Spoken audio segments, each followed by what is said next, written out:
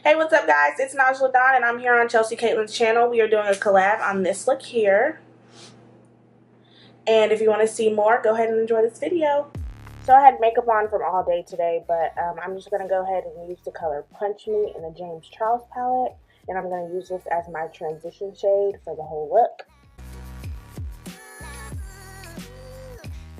Now I'm going to take the color T, also in the James Charles palette, and darken up that crease just a little bit.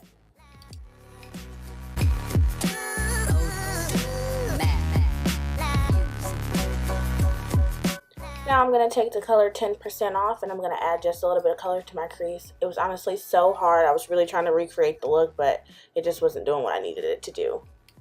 Now I'm going in with the color No Beans to just kind of take some of that red off that I just used. I didn't realize that red was that color.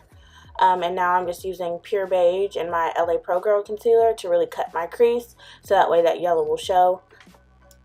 And for all my hooded eye people, yes, you do have to go a little bit above your crease, or else it's not even going to look like you have a crease.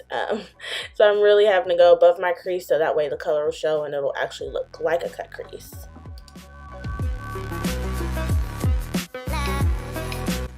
Now I'm going in with the color B in the James Charles palette. This color is super patchy, so you really have to work with the color.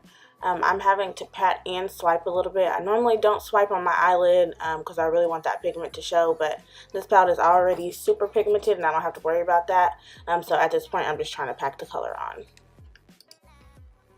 Now I'm using my NYX black eyeliner and just creating that wing. I'm trying to make it as thick as possible, but I'm also not very used to using thick eyeliner, but I'm going to try it just for this video and the look that I was trying to recreate.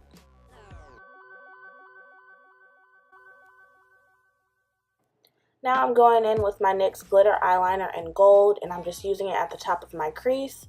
I realized when I was editing this video that you can't see what I'm doing and my hand is in the way. So, sorry.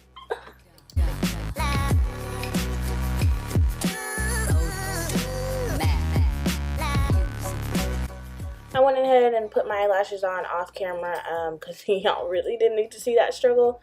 So this is the final look. I hope you enjoyed this video, and hopefully we'll see you next time.